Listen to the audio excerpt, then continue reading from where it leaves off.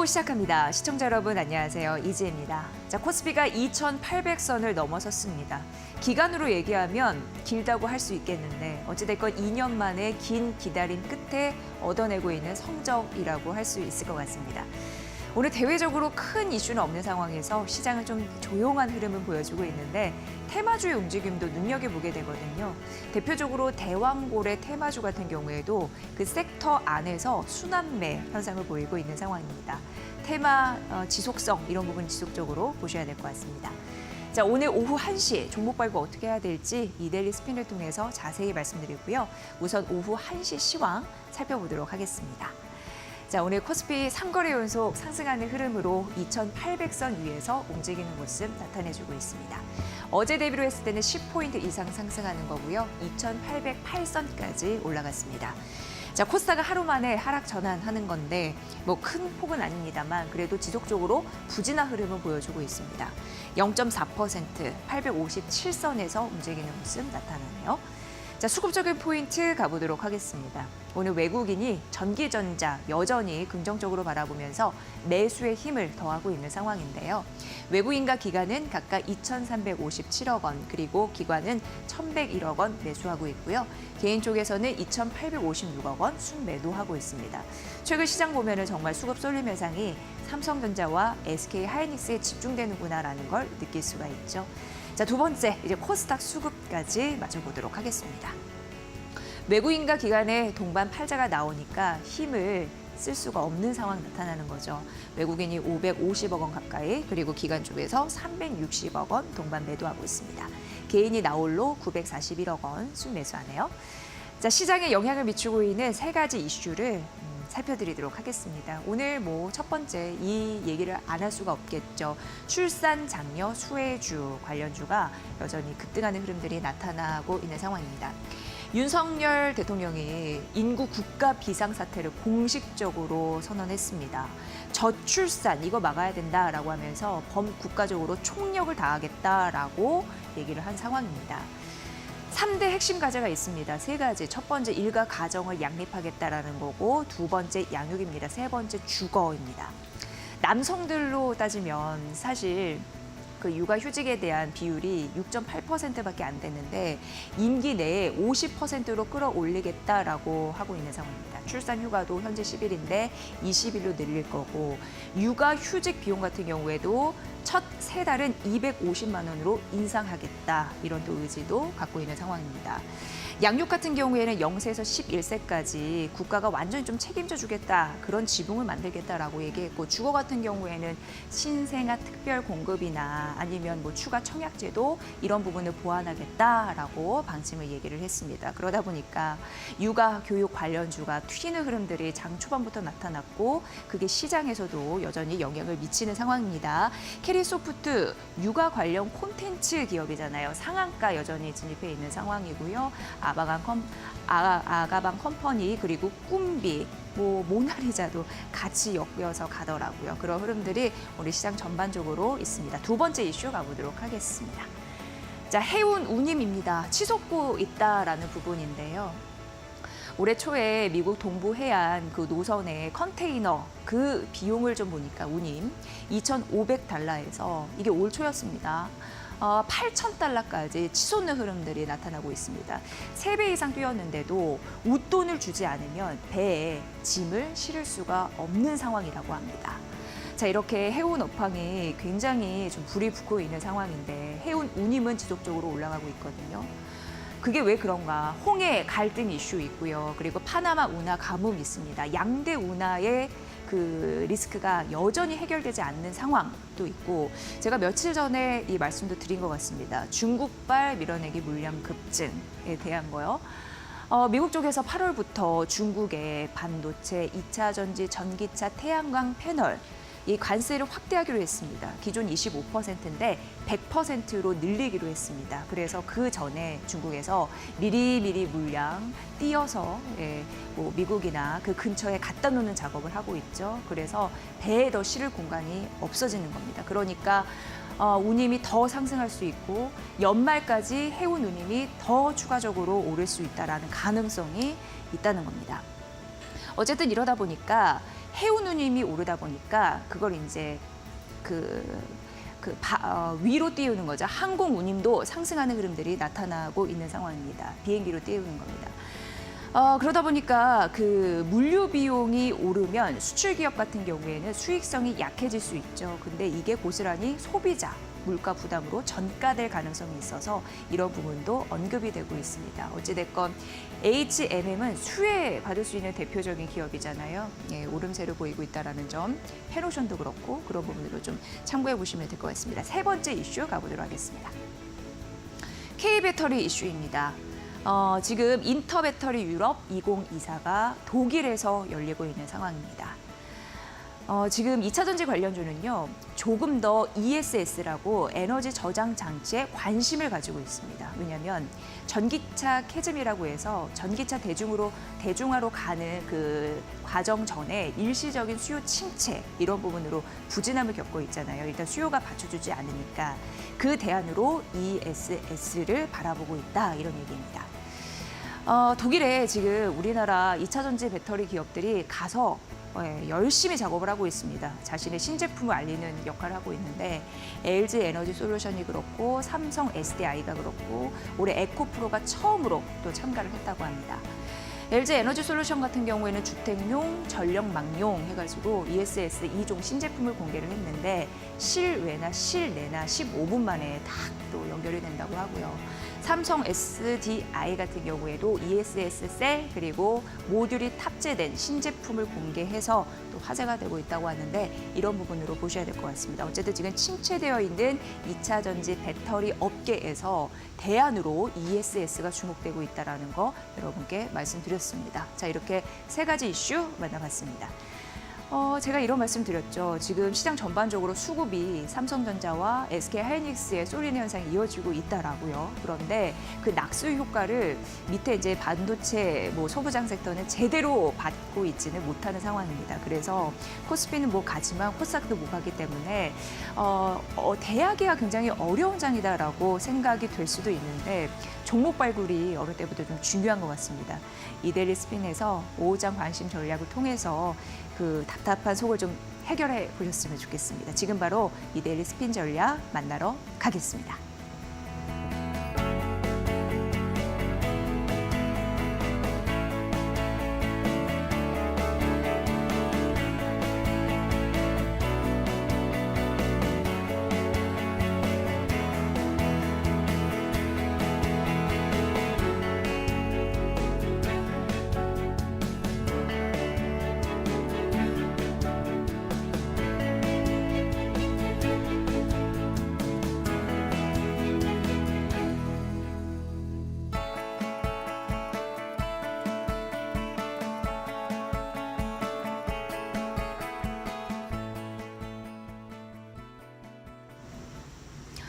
네, 여러분은 생방송으로 마켓나우 3부 함께하고 계시고요. 마켓 스핀으로 이어가 보도록 하겠습니다. 저희 이벤트를 현재 진행을 하고 있습니다.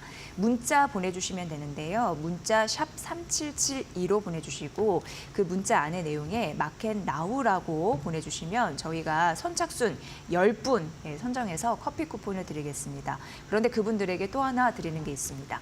이데일리 스핀을 무료로 체험할 수 있는 링크를 함께 드리니까 참고해 보시고요. 투자 전략에 반영해 보시길 바랍니다. 여러분의 참여 기다리고 있겠습니다. 자, 오늘 마켓 스핀을 활짝 또 열어주실 분 소개를 해드려야 되는데 정우영 실전투자연구원 대표님과 함께하겠습니다. 대표님 안녕하세요. 안녕하세요. 네. 꿈에 그리던 3,000 가기 위한 하나의 과정일까요? 어쨌든 2,800선은 넘은 상황입니다. 이제부터가 중요한 것 같습니다. 수익이 날 수 있는 장이어야 되는데 오후장 어떻게 보셨습니까? 네, 이 방송을 통해 가지고요. 매매 전략을 제대로 한번 만들어 드리도록 하겠습니다. 자, 오늘도 무엇보다도 거래소는 참 좋습니다. 2,800선을 안착시키는 징검다리 캔들이 나오고 있습니다. 자, 징검다리 캔들 무슨 말이냐? 정고점을 넘기 위해서는요. 하나의 발판 중간에 다리가 있어야 되는데 중간 진금 다리가 나온다는 것은 추세 우상향이 앞으로도 계속 이어질 거라는 시그널이 기관과 외국인의 쌍끌이 매수가 지금 이어지고 있다 보니까 시장은 거래소 기준에서 모든 것을 봐야 된다라고 좀 볼 수 있습니다. 지금 거래소가 지금 만들어지는 것은 무엇보다도 삼성전자, SK하이닉스의 자금 쏠림, 자금의 이 쏠림으로 인해 가지고 나홀로 올라가는 모습으로 인해 가지고 거래소는 좋다라는 말씀을 드리고 싶고, 반대로 우리 개인 투자자들의 비중이 많은 코스닥의 중소형주를 볼 수 있는 코스닥은요, 연일 이 하락 종목 수가 많은 시장이다 보니까 역시나 오늘도 매도 물량을 통해 가지고 60일선 다시 한번 더 저항을 받으면서 60일선과 21선의 박스권, 다시 말해서 지금 샌드위치 캔들이 지금 들어가고 있습니다. 아직까지는 그렇게 우리가 생각하는 것처럼 이 세럼봉이 나올 수 있을 만큼의 이 바디 음봉은 나오지 않기 때문에 그래도 견딜만 하다라는 말씀을 드릴 수 있지만 참 재미없다. 그러면 이렇게 재미없는 장에는 어떻게 매매 전략을 잡아야 되는지 잠시 후에 여러분들에게 꼼꼼히 다시 한 번 더 시장을 어떻게 바라보고 어떤 전략을 가져야 되는지 이 방송을 통해 가지고 여러분들에게 체크해 드리도록 하겠습니다. 네.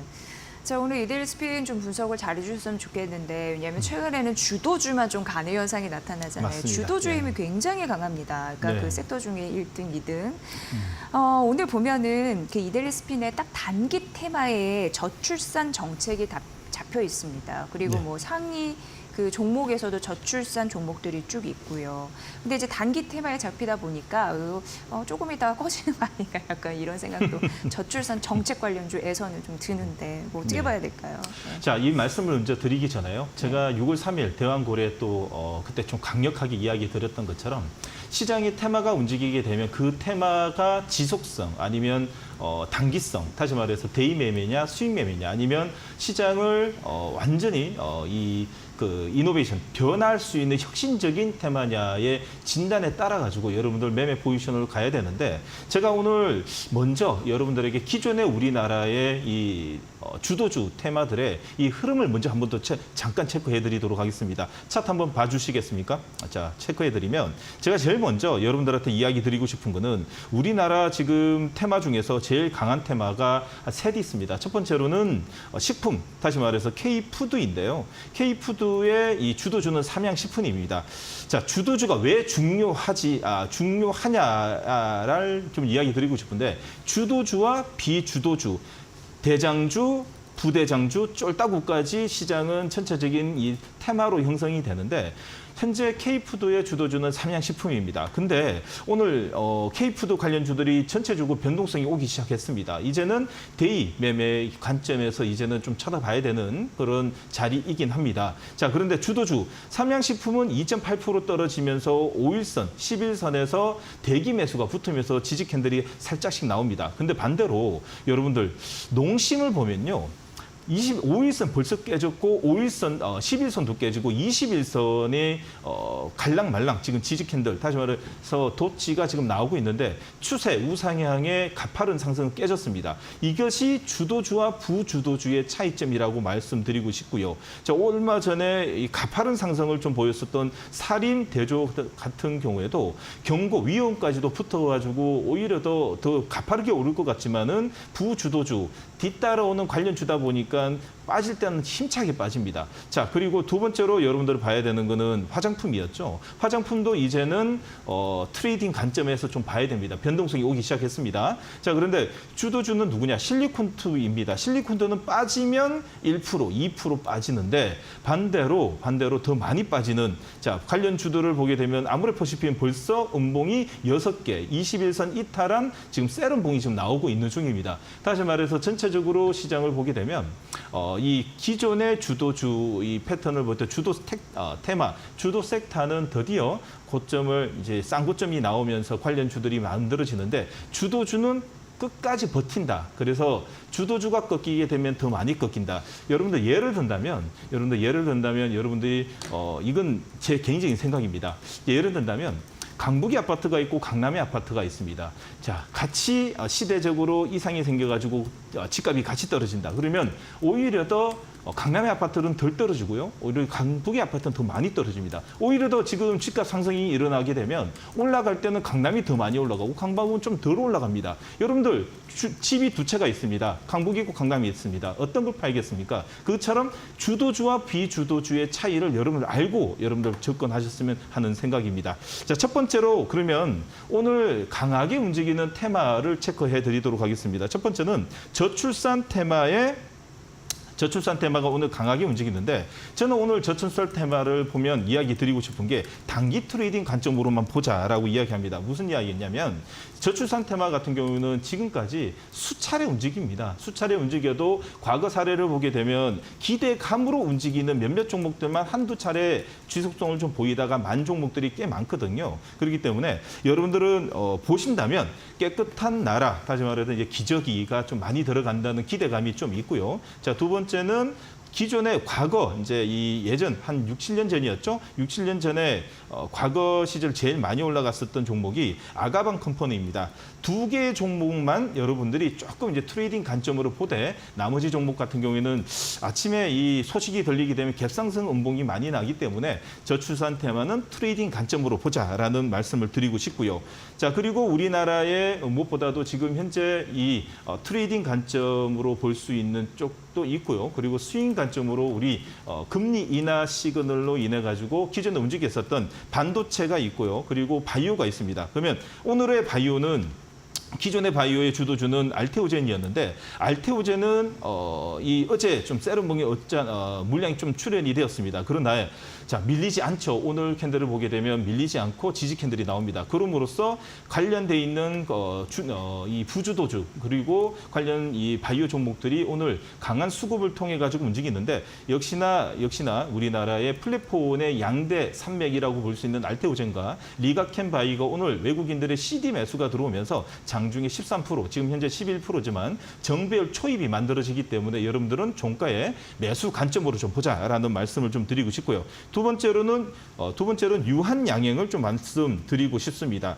자,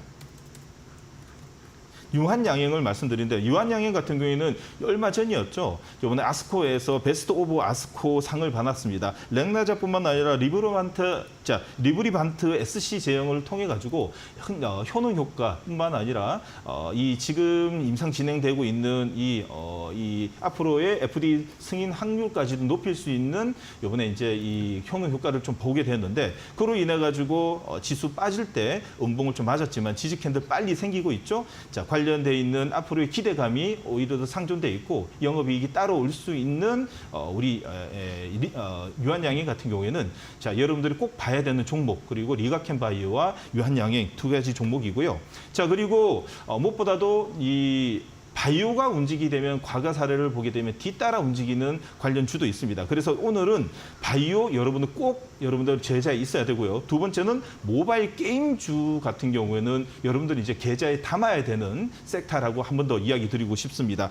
자, 오늘은 여러분들에게 말씀드리고 싶은 오늘 계좌에 좀 담아야 되는 종목으로는 자, 펄어비스 이야기 좀 드리도록 하겠습니다. 자, 펄어비스 같은 경우에는 붉은 사막과 검은 사막 그리고 온라인 성과의 중국 성과가 주목받고 있고요. 자, 파노 관련돼 있어가지고 이슈가 좀 있죠. 자, 그로 인해 가지고 얼마 전이었습니다. 갭상승 음봉에 자, 깊은 이런 음봉이 나오게 되면 앞으로의 지속성이 만약에 없다면 21선까지 깨져야 되는데 21선 지지 캔들 2개 나오는 거 보셨죠? 그리고 21선 다시 돌파를 시켜가지고 오늘 5일선과 21선의 샌드위치로 들어가는 자리입니다. 자, 그로 인해 가지고 기관과 외국인 쌍끌이 매수가 들어온다는 거는 아직 이 빈집 틀기, 다시 말해서 또 펄어비스 같은 경우는 시가총액이 높은 종목이다 보니 HLB뿐만 아니라 저쪽 에코프로 BM이 이제 이전 상장을 하게 되면 그 빈집에 들어가는 수급 자체가 이제 시가총액이 이제 3조, 4조짜리의 종목들로 확산될 수 있기 때문에 패시브 물량까지도 들어갈 수 있는 펄어비스를 여러분들 모바일 게임의 관련주로 여러분 꼭 한번 종가 기준으로도 이제는 관심 가져야 된다라는 말씀을 드리고 싶고요. 자, 두 번째로는 두 번째로는 여러분들에게 꼭 모바일 게임주 안에서 여러분들 이야기 드리고 싶은 거는 자, 대부 시스터즈입니다. 자, 잠시만요. 자, 클릭이 안 되는데요. 잠시만요. 자, 대부 시스터즈를 보게 되면 대부 시스터즈입니다. 대부 시스터즈는 쿠키런 모험의 탑이 사전 예약 200만 돌파를 함으로써 자, 얼마 전이었죠. 인도의 이 시장을 문을 두드리는 두 개의 종목이 있는데 역시나 지금은 이 현대차 인도 문을 두드리고 성과가 지금 나오고 있는 만큼 이제 앞으로의 시장은 탈중국화에 성공한 미국으로 가서 성공하냐, 탈중국화에 성공해서 인도에 성공하냐, 예, 키워드가 맞춰지는데 지금 시장의 하반기 시장의 이 분위기가 탈중국화에 성공시켜서 어느 나라에서 안착해서 매출이 터지는 회사들이 키워드가 하나씩 만들어질 거라고 생각이 됩니다. 그래 있어가지고 대부 시스터즈는 지금 6개월째 우상향의 레벨업이 나오면서 기관과 외국인이 쌍끌이 매수가 계속 들어온다는 것은 지속성이 나올 거라는 것을 예측할 수 있습니다. 그래서 오늘은 모바일 게임 같은 경우에도 여러분들이 이제는 꼭 관심을 가져야 되는 테마 섹타와라고 말씀드리고 싶습니다. 펄어비스와 대부 시스터즈를 종가뿐만 아니라 지속적으로 이제 모아가는 전략으로 보셨으면 합니다. 네, 오후장에도 핫할 테마 세 가지 말씀해 주셨는데 네. 모바일 게임, 바이오, 저출산 이런 섹터입니다. 이데일리 스핀에서 잡히고 있으니까 참고해 보시고요. 저희가 이데일리 스핀을 통해서 오후장 관심주 전략을 말씀드리는데 오후장 관심주로 선택된 종목 상승률 하나 좀 말씀드릴게요. 일단 6월 7일 관심주 카페 24였고요. 이게 오늘 장중 누적 수익률이 50%를 돌파해서 알려드립니다. 자, 이어서 오후장 관심주 전략 오늘 세 가지 종목도 준비하셨죠. 이때 네, 또 두 맞습니다. 가지만 오늘 들어보도록 하겠습니다. 예, 네, 맞습니다. 네. 예, 예. 자, 첫 번째 종목 준비해 드리도록 하겠습니다. 첫 번째 종목입니다. 자, 이제 첫 번째 종목 말하기 전에 우리 같이 이제 구호하는 거 있죠? 이거 같이 할까요? 죄송합니다. 가스 먼저 이야기 드리면서 주도주가 이렇게 중요하다라는 것을 다시 한 번 더 말씀드리고 싶습니다. 자, 오늘 이 한국가스공사를 말하기 전에 서두에 조금 전에 주도주의 흐름을 이야기 드렸는데 역시 한국가스공사는 이제 올라봤자 이제 이 한 3주 진행되었습니다. 조금 전에 우리나라를 들썩였었던 테마, 강력한 테마, 이 화장품 테마와 그리고 K푸드 테마가 몇 달 움직였죠? 보통 3개월에서 4개월 그리고 3개월 평균으로 움직였습니다. 이제 한국가스공사는 이제는 이제 이 보름 아니면 한 3주 정도 움직였는데 연일 매일매일 호재 뉴스가 나옵니다. 아직까지 대한고래테마 이쪽은 호재에 민감하다라고 볼 수 있습니다. 조금씩 지나면서 호가를 올리면서 시세가 어느 정도 좀 찼다라고 생각했을 때 악재에 민감하게 이야기 나오겠죠. 호재와 악재가 같이 나와도 차익 매도가 나오게 되면 악재에 민감하다고 판단해서 5일선이 이탈하는 자리가 나오는데 한국가스공사의 기준으로 종목들이 돌아가면서 밸류체인이 나타납니다. 뭐 강관이라든지 아니면 영일만 항구에 대한 지분이라든지 개발이라든지 아니면 철강이라든지 피팅이라든지 나오고 있는데 그 중심은 누구냐? 한국가스공사가 이탈 없이 꾸준히 5일선을 타고 가게 되면 나머지는 전체적으로 이 밸류체인이 나타난다라고 볼 수 있습니다. 특히나 어제 같은 여러분들 한국석유공사의 사장님이 나와가지고 엑스모빌 추가 금정을 했다라는 소식까지 들렸었죠. 네. 그것처럼 앞으로도 내일 조만간 이 예산 집행 그리고 추가적으로 그러면 어떤 기업들이 참여하냐뿐만 아니라 앞으로 이제 관계 부처에서도 매일 한 주간 계속 호재 뉴스가 나오고 있기 때문에 아직 멀었다라고 말씀드리고 싶습니다. 자, 목표가 가도록 하겠습니다. 좀 여러분들에게 좀 탄력 있게 좀 이야기 드리도록 하겠습니다. 목표가 99,000원, 손절가 49,000원을 지켜가면서 종가 기준으로 여러분들이 편입 의견 드리도록 하겠습니다. 한국가스공사 같은 경우에는 18일에 52주 신고가를 기록해서 68,000원 선까지 갔는데 네. 목표가 99,000원까지 말씀해 주셨으니까 네. 굉장히 이제 룸이 있는 겁니다. 네, 차근차근 맞습니다. 도달할 수 있을지 보셔야 될 것 같고요. 두 번째 이제 오후장 관심주 가볼까요? 네, 시작해 보도록 하겠습니다. 두 번째 종목인데요. DB입니다. 자, 거래량 DB. 터졌습니다. DB 네. 같은 경우에는요. 제가 이제 이 좀 예전 걸로 좀 돌아가서 좀 이야기 드리고 싶은데 자, 2022년도에 아주 세게 움직였어요. 세게 움직였다가 그게 이제 이 2년 연도로는 3년 정도 종목 조정을 받다가 오늘 DB 하이텍 좋은 소식이 들렸죠. 자회사 이 테슬라 전장용 반도체 납품 모멘텀으로 오늘 거래량이 터졌는데 그에 관련돼 있어가지고 이 지주사 역할을 하고 있는 DB가 오늘 거래량이 터졌습니다. 제가 이 방송을 통해 가지고 여러분들한테 소개시켜드리는 매수 의견을 드리는 종목들의 특징이 뭐죠? 자, 거래량이 터집니다. 자, 두 번째는 거래량이 터졌는데 기관이든 외국인이든 매수가 들어와서 현재 양봉뿐만 아니라 징금다리뿐만 아니라 장대 양봉을 나오면서 변곡점이 확실하게 만들어지는 종목들 한해서만 이야기합니다. 대부분이 주식을 할 때 실수를 하는 기준이 뭐냐? 많이 빠져가지고 아직 옆으로 행보를 하든지 아니면 관련 주들이 주도주가 움직이는데 부주도주 아직 안 움직였다라는 얄팍한 말로 인해 가지고 이제는 얘가 움직이겠다 싶어가지고 들어가는 경우가 많은데 그 종목들은 1% 올라갈 때 주도주 5% 올라가고 주도주가 1% 빠질 때 관련주 쫄따구 종목들은 3%가 빠지게 됩니다. 자, 그런 기준이 뭐냐? 주도주와 부주도주가 있는 것이고 두 번째는 거래량이 터지면서 확실하게 변곡점을 만들어줘야지 이제는 관심을 갖고 매매에 동참하는 모든 사람들이 이제 그 패턴과 추세를 보고 접근을 합니다. 자, 오늘 DB 가족들 전체적으로 추세가 만들어진 첫째 날이기 때문에 첫째 날에 오늘 DB를 두 번째로 가져왔고요. 자, 목표가는 과감하게 과거의 사례를 통해 가지고 한 번 붙으면 제대로 붙는 종목 DB 목표가 2,200원에 손절가 1,510원의 의견을 드리도록 하겠습니다. 편입은 종가 기준입니다. 종가는 3시 이후에 이제 동종가 들어가기 전에 잔잔한 시간대 여러분들 편입하시면 될 것 같습니다. 네, 이제 오후장 관심주 말씀해 주시면서 매매가도 이렇게 참고하라고 알려드리니까 그 부분 좀 전략 보시고요.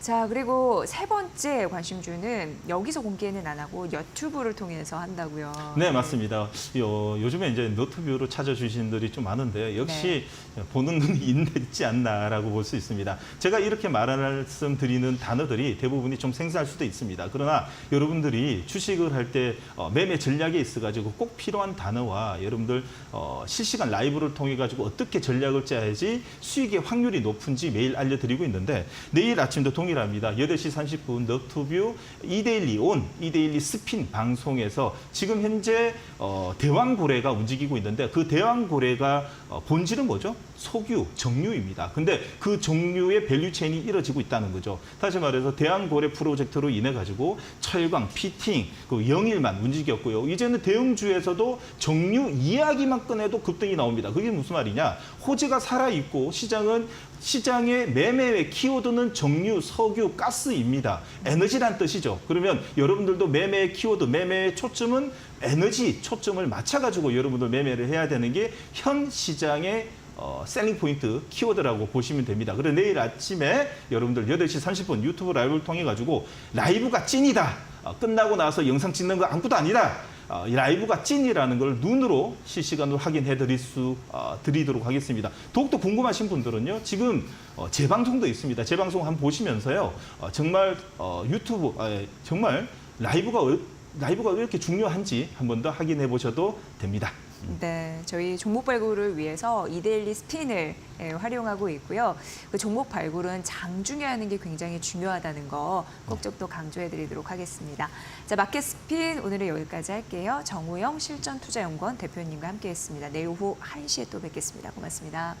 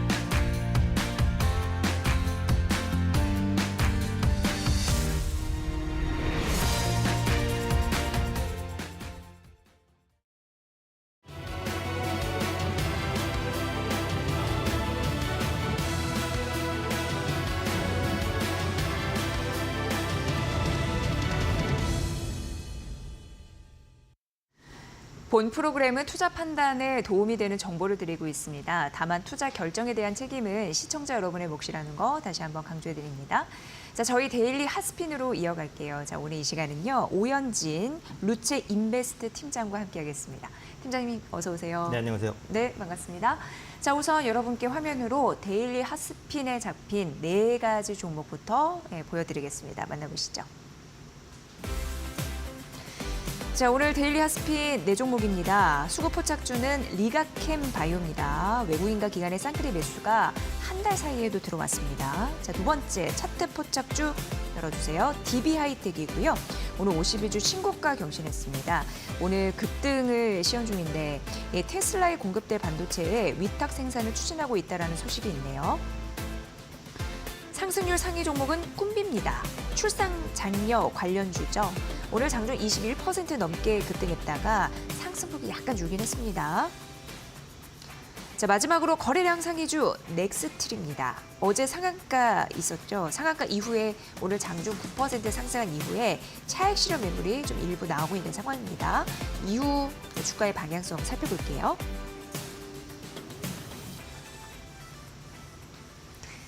네, 이제 수급 포착주부터 하나하나 챙겨드리도록 하겠습니다. 앞서서도 정 대표님이 언급을 해주셨던 리가캠 바이오에 대해서 조금 더 다른 시각으로 알아보도록 할게요. 자, 우선 이데일리 스핀에서는 78점대 차지를 하고 있습니다. 그래도 매수 기준으로 봤을 때는 상단이라고 볼 수가 있는데 향후 전망 어떻게 보시는지 들어볼게요. 네, 예. 뭐 제가 개인적으로 점수를 줘도 그 정도 줬지 않을까 그래요? 네, 이렇게 네. 생각이 드는데요. 네. 일단 모멘텀은 좋습니다. 합성신약을 개발하는 업체인데 사실 이제 6월달 같은 경우에는 제약바이오주가 움직일 수 있는 여건들이 많이 형성이 됐다라고 보시면 될 것 같아요. 왜냐하면 제약바이오 행사들이 워낙에 집중돼 있었기 때문이죠. 뭐 월초 같은 경우에는 미국 임상 종양학회가 있었고요. 이어서 유럽 강학회 그리고 류마티스 학회 이번 주에는 미국 당뇨병학회까지 이어집니다. 이렇게 4-5개 행사들이 한 개, 1개월에 이제 모두 다 몰려 있다 보니까 제약바이오주가 맘 놓고 좀 움직일 수 있는 환경이 됐다라는 거고요. 예전과 제약바이오주의 움직임 패턴은 조금 다릅니다. 몇 년 전만 해도 신약에 대한 개발 가능성이 정말 조금만 있어도 주가가 급등했다가 급락하는 이런 현상들이 많이 나타났는데 최근에는 이제 투자자분들께서도 예전보다는 훨씬 더 많은 정보를 접하시고 있기 때문에 이게 이제 신약 임상에 들어갔을 때 그 상공 가능성이 얼마인지 이 부분까지 판단해서 이제 진입을 하시는 경우가 많고요. 제약바이오주도 실적을 또 꼼꼼히 체크시는 분들도 많아졌어요. 그래서 이전만큼 주가의 변동성이 커지진 않았습니다. 그래서 제약바이오주도 제대로만 매매를 하시면 좀 중장기적으로 끌고 갈 수 있는 이런 여건들이 형성됐다라고 보고 있고요. 동사 같은 경우 이제 항체와 약물을 접합하는 전문 업체인데 이 접합체 같은 경우 암세포에 특이적으로 접합하는 이런 항체 치료 효능을 가진 약물을 부착하는 방식입니다. 이게 제대로 된 치료약을 개발했다고 하더라도 이걸 먹었을 때 혹은 주사 바늘로 맞았을 때 이게 적합한 그 곳까지 그러니까 예를 들어서 암세포라면 암세포가 있는 곳까지 침투를 제대로 해야지 그 약물이 효과를 발휘하는 거잖아요. 그런데 이 기술 또한 만만치는 않거든요. 근데 이것을 하는 업체가 바로 리가캠 바이오다라고 보시면 될 것 같습니다. 그래서 표적까지 약물을 집중적으로 보낸다 이런 개념으로 보시면 될 것 같고 종양세포만을 표적해서 이제 부작용을 감소하는 이제 장점까지도 가진 업체다 이렇게 볼 수 있고요. 1분기에는 이제 영업이익 흑자 전환에 성공을 했습니다. 그래서 작년에 그 대형 제약사죠. 얀센과 2조 원 규모의 기술 수출 계약을 체결을 했습니다. 여기서 1,300억 정도는 반환 의무가 없는 선급금이기 때문에 올해부터 실적이 계속해서 반영이 된다라고 보시면 될 것 같고요. 기술 수출 같은 경우에는 나중에 반환에 대한 리스크가 있기는 합니다. 하지만 선급금은 반환하지 않기 때문에 그대로 실적을 잡을 수 있는 거고 기술 수출을 많이 한다는 것은 그러니까 반환을 많이 받을 수도 있지만 그만큼 기술력을 인정받았다라는 의미이기도 하거든요. 그래서 기술 수출 자체는 충분히 긍정적으로 보셔도 된다라는 부분이고요. 현재까지 총 13건의 기술 이전 계약을 체결했고 누적 계약금만 8조 7천억입니다. 그래서 엄청난 성과를 내고 있는 상황이죠. 또 내일 한 가지 이벤트가 있습니다. 리가캠 바이오사이언스 글로벌 R&D 대회가 개최됩니다. 그래서 연구개발 진행 상황이라든지 또 신규 연구 과제에 대한 소개가 있을 거예요. 그래서 중장기 사업 전략 이런 것도 소개한다고 하니까 내일 발표될 내용에 따라서 주가가 추가적인 상승을 보일 가능성도 열려 있다. 이렇게 보시면 되겠습니다. 다만 이제 전고점 구간까지 올라왔기 때문에 매물에 대한 부담은 있습니다. 이 부분을 한 번에 뚫어내지는 못할 것 같고요. 내일 R&D 관련된 대회 개최 여부에 따라서 좀 조정 후에 바로 뚫고 가든지 아니면 시간이 조금 걸리든지 할 텐데 궁극적으로는 돌파해내고 8만 원, 9만 원대까지 누릴 수 있는 종목이라고 생각하니까 보유하고 계신 분들은 계속 보유하셔도 괜찮지 않을까 판단됩니다. 네, 그렇네요. 뭐 한때는 제약바이오 개인 투자들이 하면 위험하다, 예, 그런 얘기를 했는데 이제는 많이 스마트해지셔가지고 네네. 그리고 뭐 이데리 스피닝 이런 도구도 있기 때문에 훨씬 활용할 수 있는 전략이 있다는 점 저희가 참고 말씀 좀 드리고요. 신약 모멘텀이나 실적 이런 부분 굉장히 중요하네요. 이제 두 번째 이제 차트 포착 쭉 가보도록 하겠습니다. 이 종목이 DB하이텍인데 최근 양봉하다가 장대 양봉 오늘 시원하게 그렸습니다. 네네. 네, 어떻게 보세요? 네, DB하이텍은 이제 파운드리 업체로 분류가 되어 있는데 네.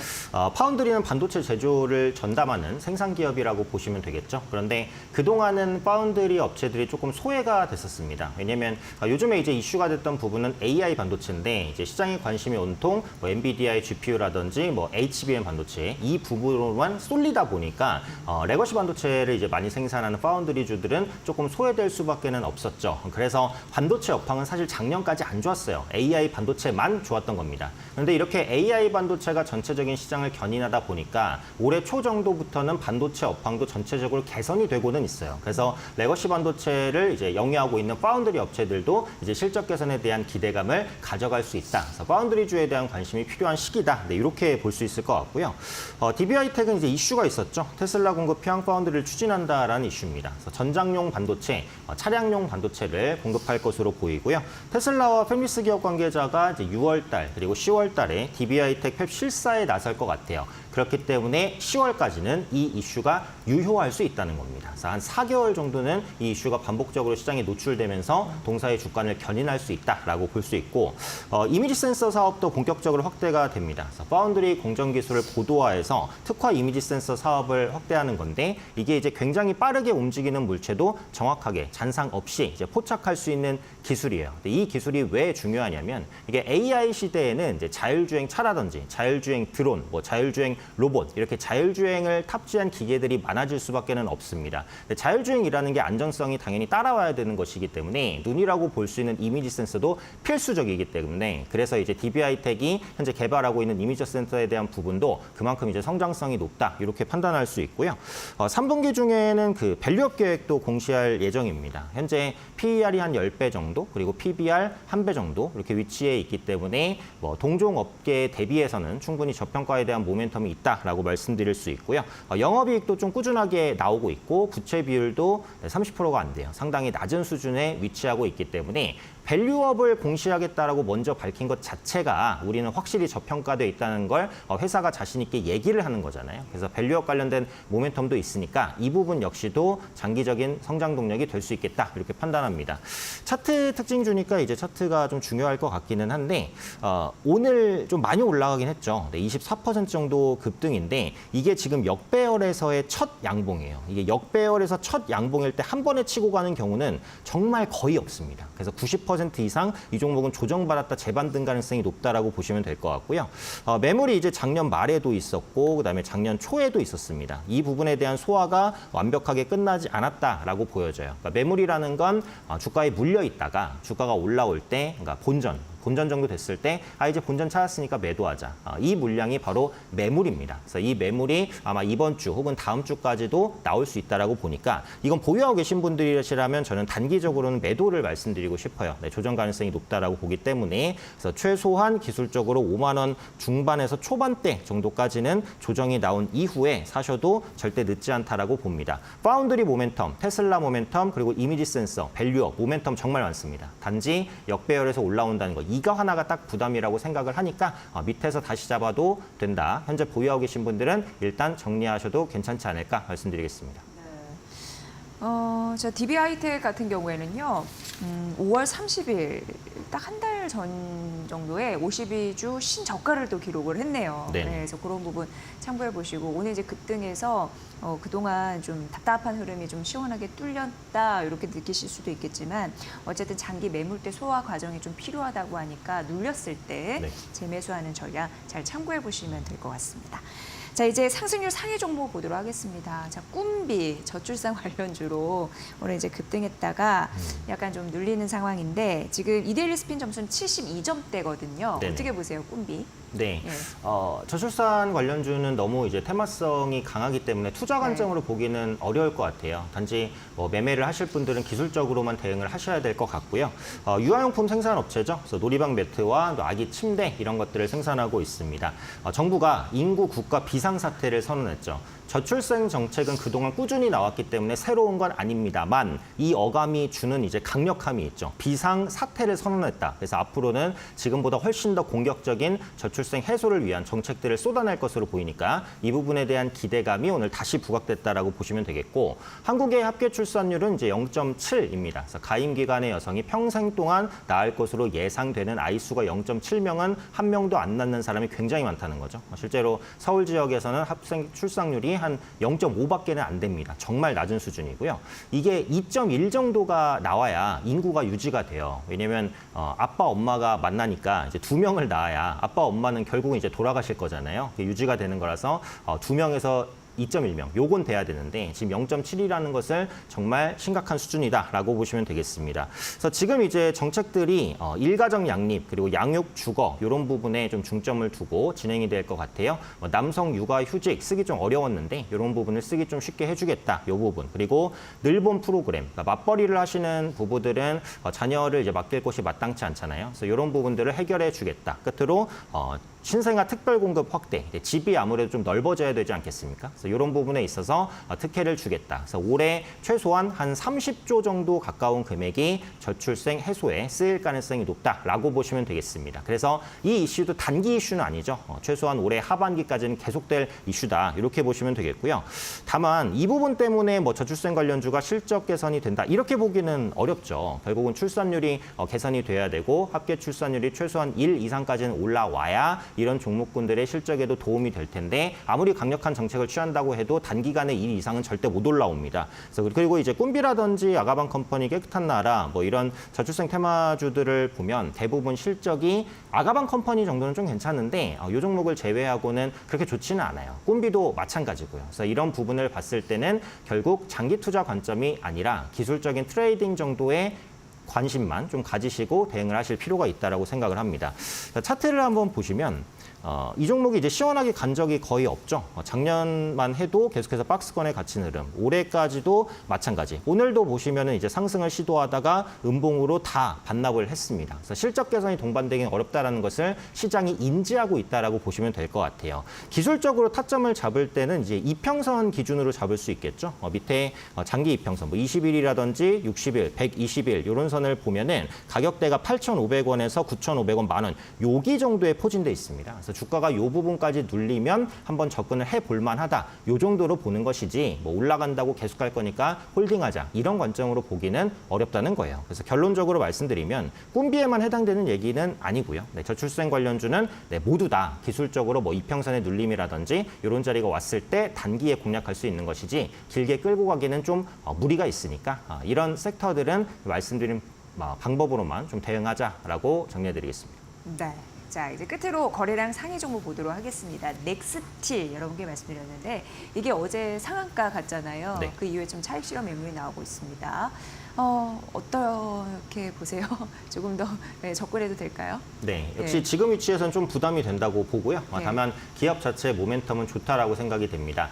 아시는 대로 이제 대한고래 프로젝트로 엮였습니다. 그래서 동사가 생산하고 있는 게 뭐 유정 굴착 관련된 송유관, 배관용 강관이다 보니까 채굴을 하게 되면은 이런 강관들이 필요하잖아요. 그래서 동사가 뭐 수혜를 받을 것이다라는 기대감인데 이 강관이라는 것은 뭐 당연히 이제 탐사라든지 시추 이런 이럴 때 많이 쓰이는 게 아니라 이제 채굴을 할 때 쓰이는 겁니다. 근데 이 채굴은 언제죠? 빨라도 10년 뒤입니다. 그래서 역시 실적에 이 부분이 영향을 미치기까지는 정말 엄청난 시간이 걸린다라고 보셔야 될 것 같고, 다만 이 부분을 빼도 괜찮다라고 보는 게 이제 천연가스 인프라 확대에 따른 수혜가 가능해요. 그러니까 유럽 같은 경우 친환경 정책을 강력하게 추진하고 있기 때문에 심해에 있는 천연가스 채굴에 좀 열을 올리고 있는 상황입니다. 그래서 천연가스 역시도 강관으로 뽑아내는 것이기 때문에 동사의 수출이 확대될 가능성이 높다라는 부분이고요.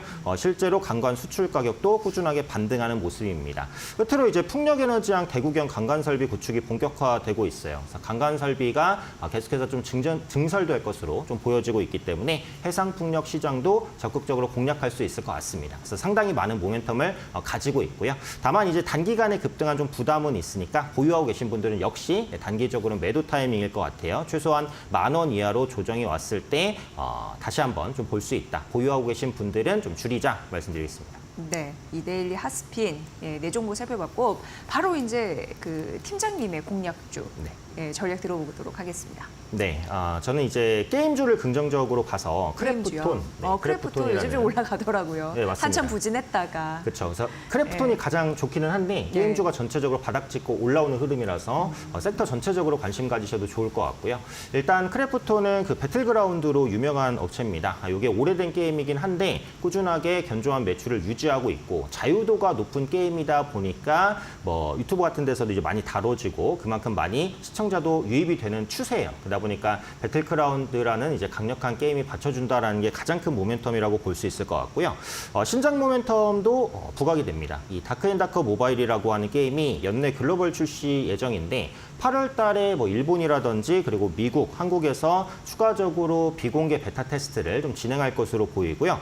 이 출시를 앞두고 대규모 개발자 채용까지 실시를 했어요. 이것은 크래프톤이 이 다크앤다커 모바일이라는 게임에 대한 흥행 자신감이 있다는 것을 또 알 수 있는 부분이라고 말씀드릴 수 있을 것 같아요. 그래서 단일 게임에 대한 리스크를 이번 신작을 계기로 해서 좀 뚫어낼 것이다. 이렇게 이제 판단을 하고 있고요.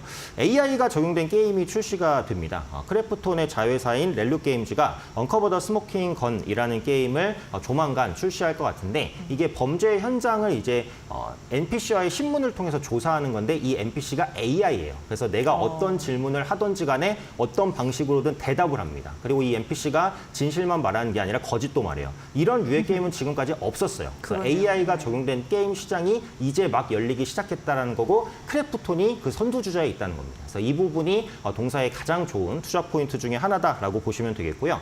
어제 기사가 하나 있었는데 배틀그라운드 모바일이 e스포츠 월드컵 종목으로 채택이 됐어요. 그래서 그만큼 글로벌적으로도 인정을 받고 있다라는 의미이니까 그 부분에 의해서 어제 주가 한 번 더 움직였다. 이렇게 보시면 되겠습니다.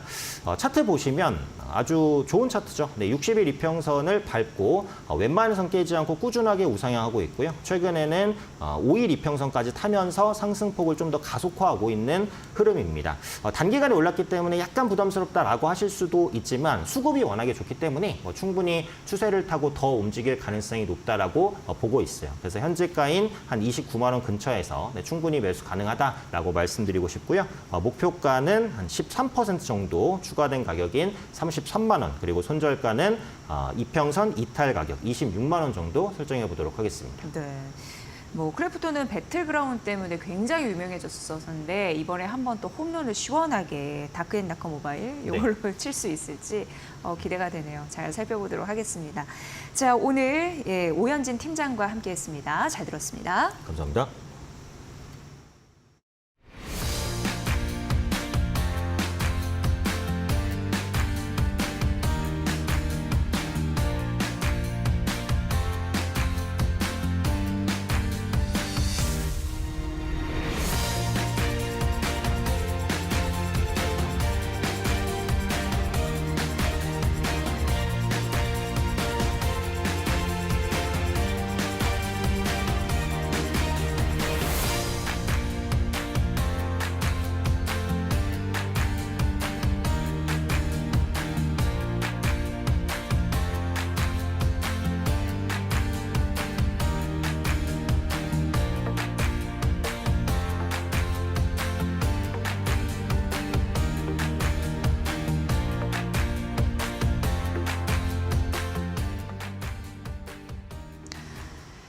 삼성전자가 견고하던 8만 전자 벽을 깼습니다.